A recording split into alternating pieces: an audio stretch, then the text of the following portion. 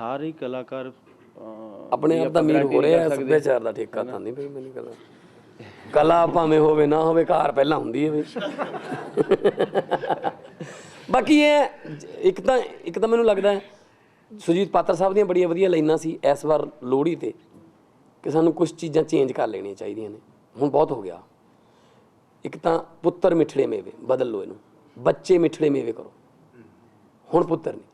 ਇੱਕ ਜਿਹੜੇ ਕੁੜੀਆਂ ਦੀ ਅਹਿਮੀਅਤ ਨੂੰ ਘਟਾਉਣ ਵਾਲੇ ਤਿਉਹਾਰ ਨੇ ਉਹਨਾਂ 'ਤੇ ਬੈਨ ਲਾ ਦਿਓ। ਜੇ ਮੇਰੇ ਹੱਥ 'ਚ ਪਾਵਰ ਆ, ਜੇ ਮੈਂ ਲਾ ਦਾਂ ਲੋਹੜੀ ਅਤੇ ਰੱਖੜੀ 'ਤੇ, ਜਾਂ ਫਿਰ ਮੈਂ ਬਰਾਬਰ ਸ਼ੁਰੂ ਕਰੂੰਗਾ ਜਿਨ੍ਹਾਂ 'ਚ ਕੁੜੀਆਂ ਦੀ ਅਹਿਮੀਅਤ ਵਧੇ। ਉਸ ਦਿਨ ਚੰਗੇ ਭਲੇ ਕੁੜੀਆਂ ਧੀਆਂ ਵਾਲੇ ਪਰਿਵਾਰ ਚੰਗੇ ਭਲੇ ਜਿਉਂਦੇ ਭੁੱਲ ਭੁਲਾ ਕੇ ਜਾਂਦੇ ਨੇ, ਰੱਖੜੀ ਵਾਲੇ ਦਿਨ ਉਹਨੂੰ ਬਾਕੀ ਜਾ ਕੇ ਯਾਦ ਕਰਾਉਂਦੇ ਨੇ। ਖੈਰ ਕੋਈ ਨਹੀਂ, ਸਾਡੇ ਮੁੰਡੇ ਦੇ ਬਣਦੇ, ਉਹਨਾਂ ਨੂੰ ਉਸ ਦਿਨ ਟੀਜ਼ ਕੀਤਾ ਜਾਂਦਾ। ਨਹੀਂ ਪਰ ਇਕਬਾਲ ਸਾਹਿਬ ਆਪਾਂ ਹੀ ਗੱਲ ਕਰਦੇ ਹਾਂ ਇਹਦੇ 'ਤੇ, ਇਸ ਮੁੱਦੇ 'ਤੇ ਬਈ ਜਿੰਨਾ ਮਰਜ਼ੀ ਆਪਾਂ ਇਹ ਕਹੀ ਜਾ ਮੇਲ ਡੋਮੀਨੇਟ ਕਰਦਾ, ਕੁੜੀ ਨੂੰ 18 ਸਾਲ ਦੀ ਹੁੰਦੀ ਸਾਰੇ ਮੁੰਡਾ ਲੱਭਣ ਲੱਗ ਜਾਂਦੇ, ਮੁੰਡਾ 32 ਦਾ ਹੋ ਜਾਂਦਾ ਤਾਂ ਨਹੀਂ ਲੱਭਦੇ। ਅਸੀਂ ਆਪ ਖੁਦ ਇਸ ਗੱਲ ਦਾ ਸ਼ਿਕਾਰ ਹਾਂ। ਸਾਡੀਆਂ ਭੈਣਾਂ ਦੇ ਰਿਸ਼ਤੇ ਪਹਿਲਾਂ ਕਰਤੇ, ਕਹਿੰਦੇ ਕਿ ਜਿਉਂਦੇ ਜੀ ਕੁੜੀ ਦਾ ਕਰ ਜੇ, ਮੁੰਡਾ ਰੋਲ ਖੁੱਲ ਕੇ ਆਪੀ ਪਲ ਜੂ। ਲੈ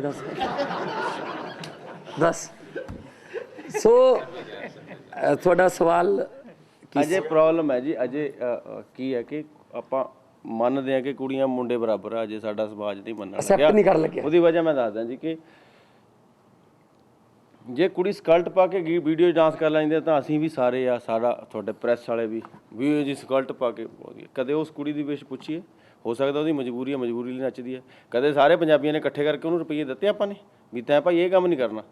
ਸੋ ਅਜੇ ਅਸੀਂ ਬਹੁਤ ਗੱਲਾਂ 'ਚ ਮਨਫੀ ਹਾਂ, ਜੇ ਆਪਣੇ ਆਪ ਨੂੰ ਮੁਲਾਂਕਣ ਕਰਨਾ ਪਊਗਾ ਆਪਾਂ ਨੂੰ। ਜਿਸ ਸਮਾਜ ਜਿਸ ਤਰ੍ਹਾਂ ਦਾ ਅਸੀਂ ਵੀ ਉੱਦਾਂ ਦੀ ਹਾਂ।